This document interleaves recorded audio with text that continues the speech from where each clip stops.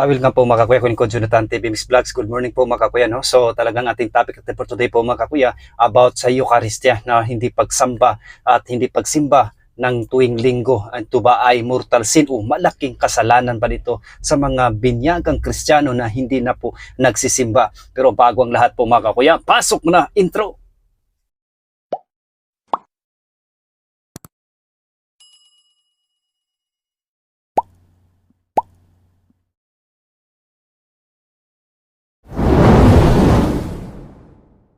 Welcome po mga kakuya, nagbabalik no. Ako yung Jonathan TV Mix Vlogs po mga kakuya, nagbibigay ng katikisim, basic katikisim para po sa ating spiritual warfare, spiritual life na ating pamumuhay, na spiritual growth po sa ating pamumuhay po mga kuya. So umpisahan na po natin po mga kuya. O ito ay tinatawag na ito ay malaking mortal sin po mga kakuya, no. So ayon sa Catechism of the Catholic Church, paragraph 200 2000. Ayon po sa ating Catechism, the Catholic Church, CCC, no, sa 2181, ito po ang ating mababasa. Ang mga Kristiyano na sinasadya at walang mabuting dahilan, no, na hindi dumalo sa banal na misa tuwing linggo ay gumagawa ng isang mabigat na kasalanan. So ano daw? Ang mga Kristiyano daw sinasadya talaga, wala namang dahilan, no, at wala namang importanteng dahilan, no. So ano yung mga importanteng dahilan na ito? Kung kayo ba ay nag-aalaga ng may sakit, no, at iyan ay incentive po yan, pero hindi na po yung dahilan na hindi na po tayo makapagdalo ng banal na misa po mga kakuya. So ito yung salagang sinasadya ay talagang mabigat daw na kasalanan po mga kakuya, no. Kailan ito nagiging mortal sin? So ito na, may tatlong dahilan, may tatlong kategorya dito po, may tatlong kondisyon para maging mortal sin ito, no. So katulad sa amin na mga safety no, nagpapaliwanag ay talagang kapag hindi kami dadalo, kasi alam namin sa amin ang full knowledge na alam na namin ang turo ng inasimbahan, tapos sinadya talaga namin na walang dahilan na hindi kami makapagdalo ng banal na misa, ay talagang sadya talaga ay mortal sin po yun mga kakuya. Kaya delikado talaga kapag full knowledge na po tayo. Pero dito may tatlong kategorya dito po mga kakuya para ang yung grave sin, no, itong malaking kasalanan, para maging mortal sin dapat makuha itong tatlong kondisyon na ito. Una, malubhang bagay. Ito, ano ba yung malubhang bagay? Oo, ang hindi pagdalo sa misa ay isang malubhang bagay sapagkat ito ay utos ng Diyos, no. So ito third commandment po mga kakuya, no. So yan po ang una, no, malubhang bagay. Ikadalawa, may buong kaalaman, yung full knowledge natin po mga kakuya. Alam mo na ito ay isang utos ng Diyos at isang malaking kasalanan kung labagin natin ito po mga kakuya, no. So yan po yan, full knowledge. Ikalawa. Ikatlo, buong pag-asang ayon, no. So sa ibig sabihin yung may talaga, may buong pangsang-ayon ka, pinili mong hindi magsimba kahit kaya mo naman. So yung ibig sabihin, sinasadya natin, no, na hindi pagdalo sa banal na misa. Kaya yan, tatlo na yan po mga kuya, delikado po yan. Diyan papasok ang mortal sin, no. Wala na po tayong lusot diyan.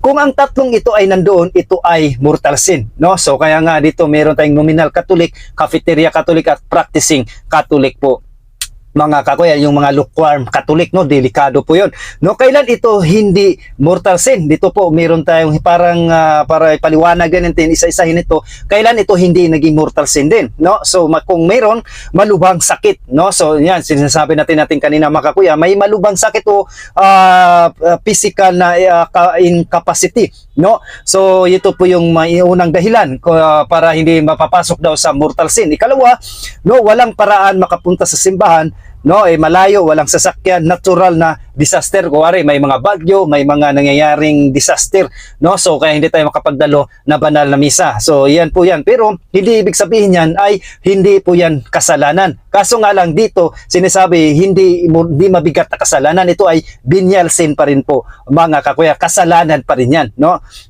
Kasalanan na magaan kaysa kasalanan, kasi talaga mga kakuya, may venial sin, may grave sin, may mortal sin, no. So magkaiba-iba po yun po mga kakuya. Itong mortal sin, mabigat po ito po mga kakuya. Sapat na ito, parang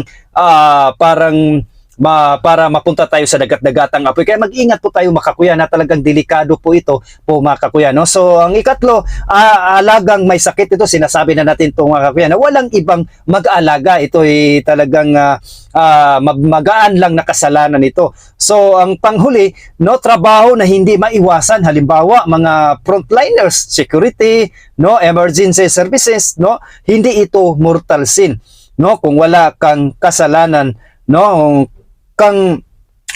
hindi ito mortal sin kung wala kang kasalanan sa sitwasyon. So kapag ito yung sitwasyon mo, no, hindi ito mabigat na kasalanan o mortal sin, no. So pero ibig sabihin hindi kasalanan pa rin ito, pero magaan lang ito, tinatawag na venial sin kung mayroon ka naman nito. So anong sabi ng Biblia patungkol dito po mga kakuya? Tanungin naman natin ang Biblia.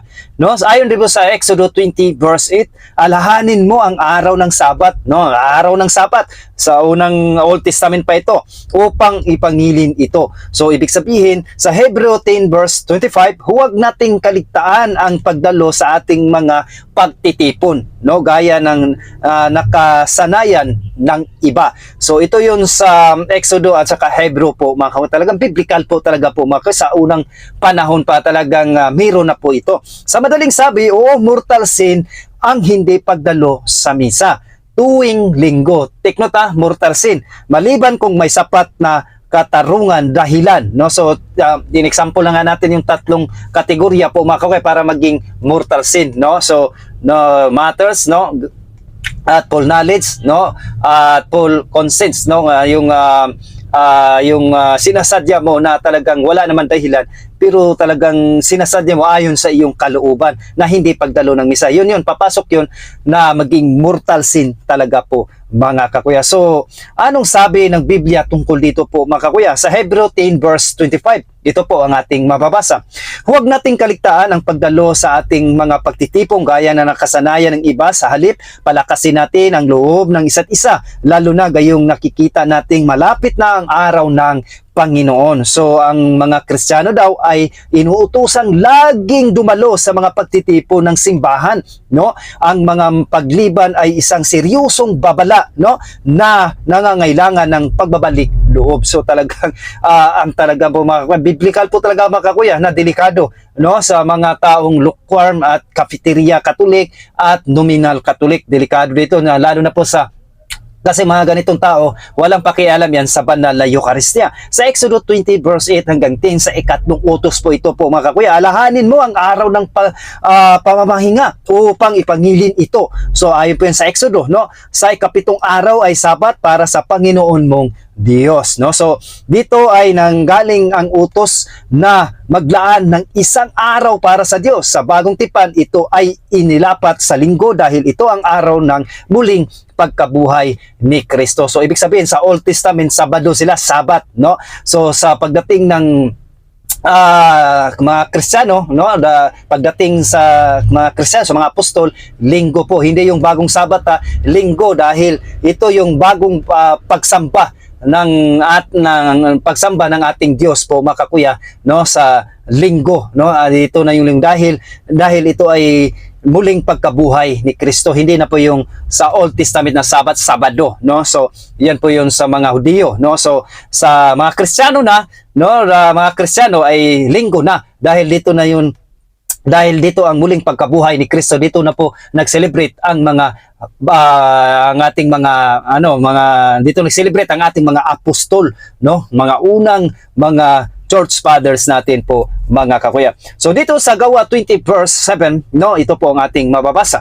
Nang unang araw ng Sanlinggo, kami ay nagkakatipon upang magputol-putol ng tinapay. Ito ay tinatawag na Eucharistia po mga kakuya, no. Ipinakita dito na ang unang araw ng linggo, no, ay araw ng pagtitipon ng mga unang Kristiyano para sa banal na misa. So Linggo na po, hindi na po Sabado.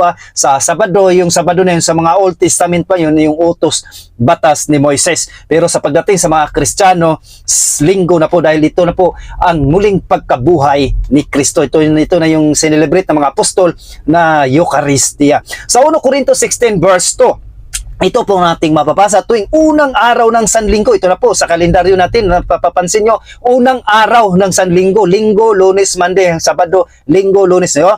Tuwing araw ng Sanlinggo, ang bawat isa sa inyo ay magtabi ng ilang halaga ayon sa kanyang kinikita. So talagang inutusan sila na magtabi para masuportahan yung ministry ng mga apostol sa kanilang pagmimisa, yung banal Eucharistia. No? So muli ito ay patunay na Linggo ang araw ng mga Kristiyanong pagsamba at pag-aalay. No? So ayon po yan sa ayon po dito sa 1 Corinto 16 verse 2 po mga kakuya. So sa Apokalipsis 1 verse 10, ito po ang ating mababasa. Ako'y kuban ng Espiritu ng araw ng Panginoon. So ang araw ng Panginoon ay Linggo at ang banal na Espiritu ay gumagawa sa araw na ito sa espesyal na paraan. So napakaganda po mga kakuya. Ang Diyos ay nag-uutos ng araw ng papahinga para sa sambahin siya. No, ikalawa, ang unang Kristiyano ay regular na nagtitipon tuwing Linggo. No, hindi pakikisa ay binabalaan sa Hebrew 10 verse 25, may babala. Hindi ito simpleng optional gathering lang, kundi bahagi ng pananampalatayang Kristiyano po mga kakuya. So anong sabi ng ating mga church fathers patungkol dito po mga kakuya? Si St. Ignatius of Antioch, so talagang napakaganda yung sinasabi dito sa taong 110 AD, no? Kung paanong nabubuhay tayo sa biyaya ng Panginoon, magsimba tayo tuwing araw ng Panginoon. Ito tinatawag na Linggo, Lord's Day, na siyang araw ng muling pagkabuhay ni Kristo. Isa siya sa mga unang bishop pagkatapos ng mga apostol. Malinaw na sa kanyang panahon, obligado ang mga Kristiyano na magsimba tuwing Linggo. No, si St. Justin Martyr sa taong 155 AD, ito po ang kanyang sinasabi. Sa araw ng araw, Sunday, kami nagtitipon sapagkat ito ang unang araw kung kailan nilikha ng Diyos ang sanlibutan, at ito rin ang araw na si Jesus ay muling nabuhay. So napakahalaga po talaga po ang Linggo po mga kakuya, ayon sa ating mga church fathers, na hindi natin kaligtaan na hindi tayo magsamba sa araw ng Linggo. No, so ang Linggo ay tinuturing nilang araw ng Diyos at araw ng muling pagkabuhay ni Kristo. Ang misa tuwing Linggo ay sentro ng buhay Kristiyano. Ito'y tugatog ng panampalatayang Kristiyano kapag Linggo, yung araw ng Linggo talaga po mga kakuya, no? Si St. John Chrysostom sa taong 400 AD, hindi sapat na sabihin ako'y Kristiyano kung hindi mo naman dinadaluhan ang simbahan. No? Ang simbahan ay iyong ina. Kung wala ka sa kanya, hindi ka mabubuhay sa pananampalataya. So hindi daw sapat talaga sabihin natin tayo ay Kristiyano, hindi naman tayo nagsisimba tuwing Linggo, hindi tayo tunay na Kristiyano. So kung hindi ka sumasama sa simbahan tuwing Linggo, parang pinipili mong maputol sa katawan ni Kristo, isang seryosong babala. So napakadelikado po mga kaya, kumbaga hinatulan na natin ating sarili na hindi na tayo kailangan maligtas. Pinabayaan na natin yung kaluluwa. Kaya delikado, parang pinutol na natin yung kaligtasan natin po mga kapag hindi tayo nagsamba, hindi tayo sumasali sa banal na Eucharistia tuwing Linggo. Kaya delikado talaga po mga kakuya. No? Ayon kay Origen sa taong 250 AD, ang araw ng Panginoon ay higit na banal kaysa ibang mga araw. Kaya ang mga Kristiyano dapat gawin ang lahat upang ito'y ipangilin sa pamagitan ng panalangin at pagdalo sa banal na pagtitipon. So ayon po yan kay Origen, isa sa ating mga church fathers. Si St. Augustine sa taong 400 AD, ang sino mang sadyang hindi dumadalo sa misa ay nagkakasala ng mabigat. So, grabe, maliban na ang kung pinigilan siya ng tunay na dahilan. So ibig sabihin, pinapaliwanag na ito yung tunay mga dahilan po mga kakuya, no? Yung nag-aalaga ng may sakit, may disaster, may mga bagyo, yun malulubhang dahilan po yun, no? So hindi pa ibig sabihin hindi ka napagdalo, no, dahil may dahilan ka ay wala kang kasalanan. Venial sin yun, maliit nga lang na kasalanan, no? So ito ay kapariho ng turo ng ating katekism ngayon. Mortal sin kung sinasadya at walang dahilan. So yan po mga kuya na pinapaliwanag na po natin yan. No? So talaga dito, bakit kailangan pa nating mag-receive? Bakit kailangan pa nating magsimba? Pwede naman tayo dyan na lang sa bahay, no? At manood ng mga live. Bakit kailangan pa tayo dumalo sa banal na misa? No? Ito dahil ito ay utos mismo ni Kristo. No, utos mismo ni Kristo. Hindi sino-sino nag-utos, si Kristo mismo ang nag-utos. Ayon sa Juan 6 verse 53 hanggang 54, tinitiyak ko sa inyo. No, anong sabi niya? Tinitiyak ko sa inyo, malibang kainin ninyo ang laman ng anak ng tao at inumin ang kanyang dugo, wala kayong buhay sa inyong sarili. Sa ating sarili, wala na tayong buhay.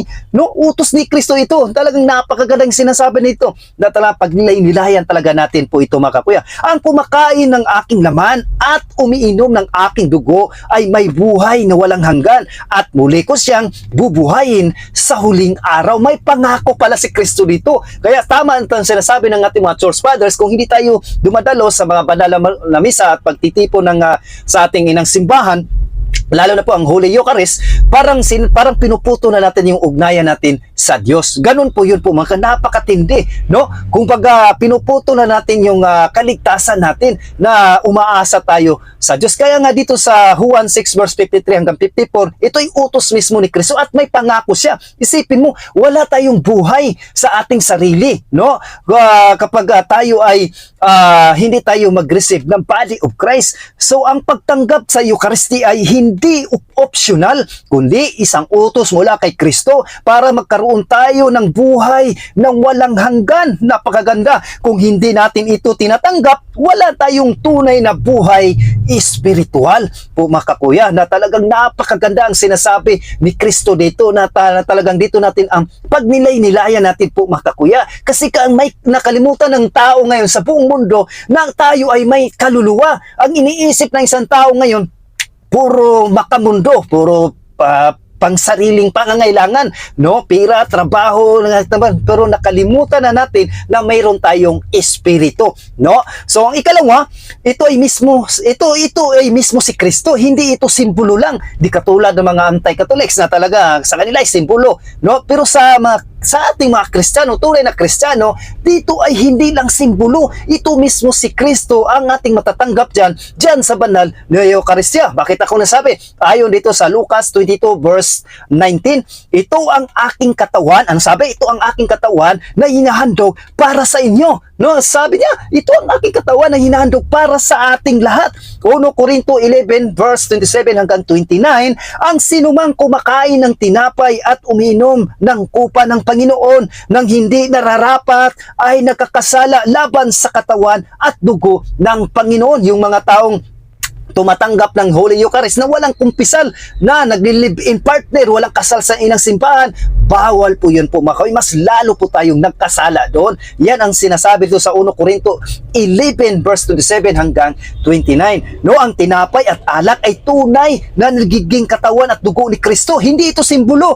Simbolo lang. Kaya pagtanggap dito ay tunay na pakikiisa kay Kristo mismo. So talagang po mga kakuya, na wag nating kaligtaan ang pagsamba. Ito ay talagang dapat excited tayo pagdating ng linggo, dahil si Kristo mismo ang ating matatanggap dyan. Iwanan natin lahat ang ating mga gawain, labahan o ano-ano mang ginagawa natin dyan, at dalhin ang buong pamilya at magsimba at magpapasalamat sa Diyos. Hindi lang dyan magpasalamat sa Diyos, ma-receive pa natin ang body of Christ po mga kakuya. No, grabe, nagbibigay buhay na walang hanggan. Ayaw nyo pong ganun. No, nagbibigay ng buhay na walang hanggan. Po mga kakuya, tinatanggap nga natin yung mga relief goods dyan na para lang sa ating tiyan. Ano pa kaya itong buhay nagbibigay, na pagkain nagbibigay buhay na walang hanggan? Kaya talagang pagnilay-nilayan talaga natin yan po yan mga kakuya, no? Ikatlo, pakikiisa sa katawan ni Kristo ang simbahan. Sa 1 Corinto 10 verse 16 hanggang 17, ang tinapay na ating pinaghatian ay pakikiisa sa katawan ni Kristo. Iisa ang tinapay, kaya tayo'y iisang katawan. So sa pagtanggap daw ng Eucharistia, tayo ay nagiging isa sa buong simbahan. At bilang mga bahagi ng katawan ni Kristo, ito ang komunyon, hindi lang personal, kundi pang-komunidad na ugnayan, pang-kalahatan, universal. Kaya nga, Catholic means universal. Kung taga San Jose ka, ay buong San Jose nag-celebrate nito po, mga kakuya. Ang pangapat, espiritual na lakas laban sa kasalanan. No, ito yung espiritual na lakas laban sa kasalanan. Una, ang Eucharistia ay pagkain ng kaluluwa, no? So, nagbibigay lakas para labanan ang tukso at kasalanan. Ay kalawa, pagpapatibay ng biyaya ng Diyos sa atin. Ang ikatlo, pinagaling, no? Pinagagaling ang mga kahinaan ng kaluluwa, yung kaluluwa natin na mahina, pinapalakas ng Eucharistia. Grabe, no? So, talagang sabi ng mga Church Fathers, Ignatius, ang Eucharistia daw ay gamot ng immoralidad, no? Isang gamot to, na napakaganda yung sinasabi niya. Tinatanggapin mo ang iyong tinanggap. Ikaw ay katawan ni Kristo at ito ang iyong tinatanggap, no? So napakaganda. So sa Catechism ng Catholic Church naman, no, sa paragraph 1324, the Eucharist is the source of summit of the Christian life, no? So sa CC 1391 naman, ang pagtanggap daw ng Eucharistia ay nagpalalim ng pakikiisa natin kay Kristo. Pinatibay nito ang pakikiisa sa simbahan, pinapatawad ang venial sin at pinoprotektahan laban sa mortal sin. So napakaganda ang ating talakayan ngayon po mga kakuya, na talagang blessed na blessed po talaga tayo po mga kakuya, no, na talagang hindi natin dapat kaligtaan ang banal na Eucharistia po mga kakuya, no. So talagang dapat natin itong alagaan, no, na mapapalad tayong mga Kristiyano kung alam lamang natin, no. So talagang